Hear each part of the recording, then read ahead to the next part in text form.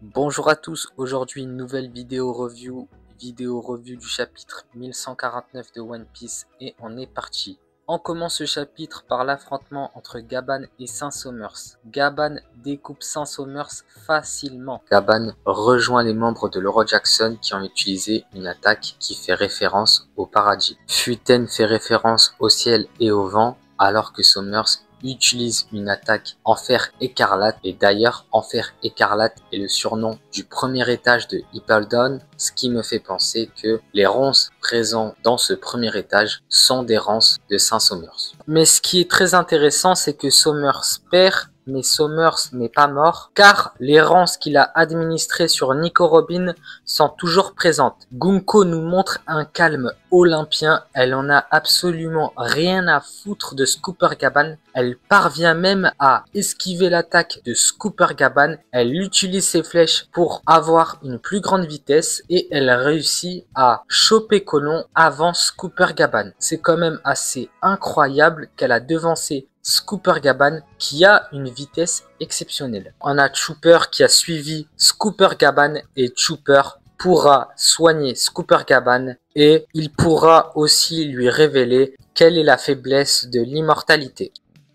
Gaban a le niveau de Rayleigh, Barbe Blanche était réputé comme étant l'homme le plus fort du monde, mais le mec se fait planter par son fils. Scooper Gaban, à son prime, il avait le niveau empereur, et le mec pleure, il lève les mains. Le bras gauche du roi des pirates qui lève les mains, c'est une dinguerie. Garp qui se fait transpercer par un homme invisible. Peu importe ton niveau de puissance, le scénario prime avant tout, le manga prime avant tout. Gunko a peut-être montré l'une des pires scènes de One Piece. Elle était prête à tuer un enfant. Rappelez-vous bien de Rayleigh quand il est parti sauver Boa Hancock. Barbe Noire tenait sa tête. Si Rayleigh aurait vu que Barbe Noire allait tuer Boa Hancock, il n'aurait absolument rien fait. Mais là, Gunko, c'est un level au-dessus. Elle est carrément prête à tuer un enfant. On a une cruauté maximale. Gunko crie père. Elle nous fait comprendre que son père est issu de la noblesse. On a une distinction nette dans ce chapitre avec Colon qui appelle son papa papa et avec Gunko qui appelle son papa père. Père est un mot plus soutenu. Brook connaît le traumatisme qu'a vécu Gunko car Brook regarde Gunko et lui dit « Ah oui, désolé ». Il est conscient de la situation qu'elle a vécue. On a aussi un deuxième élément très intéressant, c'est que Gunko a vécu avec Brook il y a de cela plus de 50 ans. Gunko est donc censée avoir au minimum 50 ans. Elle a donc arrêté de vieillir. Pourquoi on n'a pas le même pouvoir pour Garling alors que Garling est le chef suprême des chevaliers divins? Mon hypothèse serait que tous les personnages qui possèdent la jeunesse éternelle qui ont eu un arrêt de vieillissement ont en contrepartie une perte totale de liberté. Garling n'aurait pas souhaité avoir cette jeunesse éternelle car il ne pourrait plus être libre et ça nous expliquerait pourquoi Imu a pu soumettre totalement Singe Garcia Saturne. C'est pour ça que Garling aurait refusé la jeunesse éternelle car il serait devenu totalement soumis à Im et Imu aurait pu prendre le contrôle de son corps à n'importe quel moment. Imu pourrait contrôler le corps des Gorosei et pour l'instant le corps de Gunko car ces personnages ont procédé à l'arrêt du vieillissement.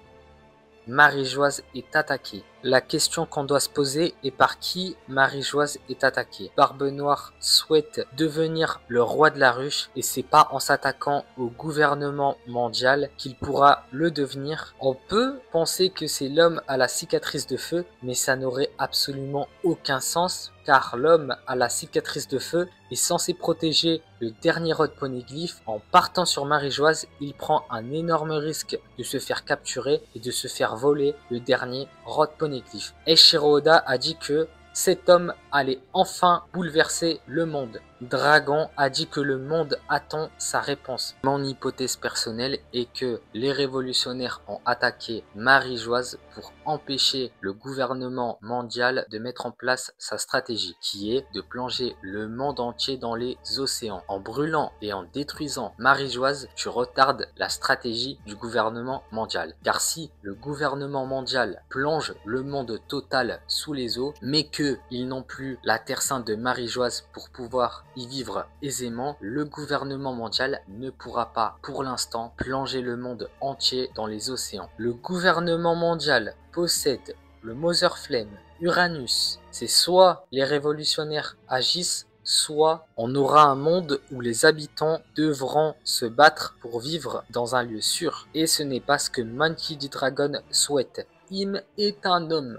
Si Im serait une femme, elle aurait dit « Vous allez voir ce que ça fait de se faire dominer par une déesse ». Mais Im est un homme car il dit « Vous allez voir ce que ça fait d'être dominé par un dieu ». Im ne peut pas perdre. C'est l'antagoniste final du côté du gouvernement mondial. Elle a à sa tête les Gorossés, les Chevaliers Divins et la Marine. La défaite est impossible. Imu n'a pas le temps. Marie-Joise a besoin de renforts. On sait à quel point la puissance des géants aura un impact majeur durant la guerre finale. Mais cependant, Im est dans l'incapacité d'envoyer des renforts sur Elbaf, car on a une attaque stratosphérique sur Marie-Joise. Entre les émeutes, Marie-Joise qui prend feu, la famine, Im est littéralement enragé. Il est sur le pays le plus puissant du monde et il doit être le plus rapide possible. En tout cas, si tu as aimé cette vidéo, n'hésite pas à liker et t'abonner et n'oublie surtout pas,